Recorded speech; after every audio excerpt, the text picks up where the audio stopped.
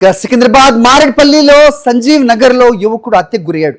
అర్ధరాత్రి కొందరు వ్యక్తులు కత్తులతో అతనిపై దాడి చేశారు. తీవ్ర గాయాలపాలైన యువకుడిని హాస్పిటల్కి తరలించి ట్రీట్మెంట్ అందిస్తుండగానే చనిపోయాడు. సంజీవ్ నగర్కి చెందిన శ్రావణ్ కుమార్కి స్థానికంగా మరికొంతమంది యువకులతో గొడవ జరిగింది.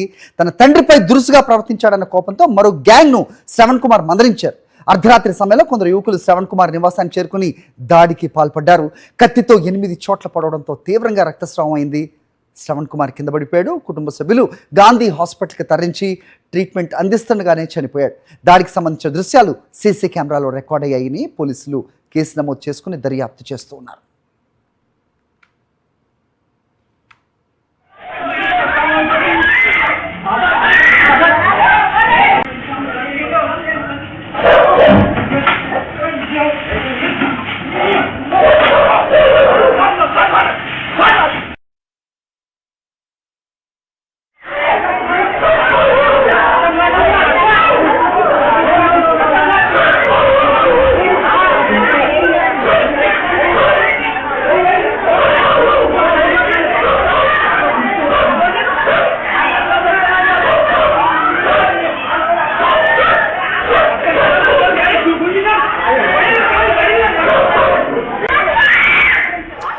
చూస్తున్నాం. సో మనుషులు మృగాల్లా మారిపోతున్న సంఘటనలు తరచూ వెలుగు చూడటం నిజంగా దురదృష్టకరం.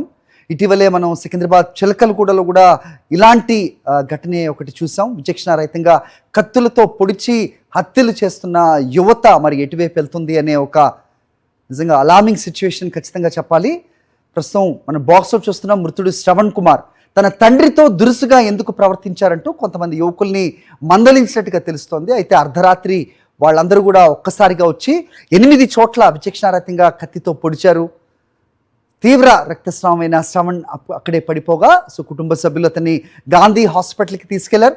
ట్రీట్మెంట్ అందిస్తుండగానే శ్రవణ్ కుమార్ చనిపోయాడు. నిజంగా ఆ కుటుంబం నిజంగా కన్నీరు మున్నీరు అవుతున్న పరిస్థితి. అయితే ఈ దృశ్యాలన్నీ కూడా అక్కడున్న సీసీ కెమెరాలో రికార్డ్ అయ్యాయి. వాళ్ళని గుర్తించే పనిలో పడ్డారు పోలీసులు. దర్యాప్తు చేస్తున్న సిచ్యువేషన్. మరిన్ని అప్డేట్స్ మా కరెస్పాండెంట్ సుష్మితని అడిగి తెలుసుకుందాం. సుష్మిత, చెప్పండి. ఇటీవల ఇలాంటి దాడులు నిజంగా ఎక్కువ అవటం నిజంగా దురదృష్టకరం. చూస్తున్నాం ఎంత విచక్షణారహితంగా అతనిపై దాడి చేస్తున్నారు. 8 చోట్ల కత్తులతో పొడిచారని తెలుస్తోంది. ఏంటి మీ దగ్గర అడిషనల్ ఇన్ఫర్మేషన్ అప్డేట్ చెప్పండి.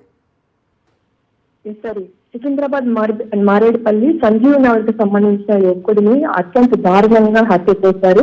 8 చోట్ల కత్తితో అతి దారుణంగా హత్య చేసినట్టుగా కూడా తెలుస్తుంది. అయితే శ్రవణ్ కుమార్ అనే వ్యక్తి తన తండ్రిని ప్రశ్నించినందుకు కూడా పూర్తిగా వాళ్ళని వెళ్ళి ప్రశ్నించినట్టుగా కూడా తెలిసింది. వాళ్ళని మందలించగా ఆ ముఠా అంతా కూడా ఒక్కసారిగా రాత్రి సమయంలో ఆ శ్రవణ్ కుమార్ ఇంటికి వచ్చి అతడిని అతి కిరాతకంగా హత్య చేశారు. అయితే వెంటనే హత్య చేసిన అనంతరం అక్కడి నుంచి పారిపోతున్న సమయంలో సీసీటీవీ కెమెరాలో కూడా ఫుటేజ్ ఆధారంగా కూడా పోలీసులు పరిశీలిస్తున్నట్టు కూడా తెలిసింది. మొత్తం ఎంతమంది ఉన్నారు ఏంటి ఆ గ్యాంగ్ వివరాలు కూడా తెలుసుకుంటున్నట్టు కూడా చెప్తూ ఉన్నారు. అయితే నిన్న జరిగిన వెంటనే కూడా చుట్టుపక్కల స్థానికులంతా వచ్చి పోలీసులకు సమాచారం ఇచ్చారు. అప్పటికే వారంతా అక్కడ పారిపోయినట్టుగా కూడా తెలుస్తుంది. అయితే ఇటీవల కాలంలో సికింద్రాబాద్ లో తరచుగా ఈ ఘటనలు జరుగుతూ ఉండడంతో కూడా డీసీపీ కూడా దీనిపై యాక్షన్ తీసుకున్నట్టుగా నిఘా పెంచారు. అయితే అక్కడ పూర్తి కూడా ఆ ఏరియాలో గంజాయి బ్యాచ్ వీళ్ళు పెరుగుతూ ఉండడం కారణంగా అక్కడ పూర్తిగా నిఘా పెట్టినట్టుగా కూడా తెలుస్తుంది. ప్రస్తుతం శ్రవణ్ కుమార్ కూడా మరణించడంతో కూడా పూర్తిగా కుటుంబ సభ్యులు కూడా కన్నీరు మున్నీరుగా వెలుపెడుతూ ఉన్నారు. అయితే ఇప్పుడు ఈ ముఠా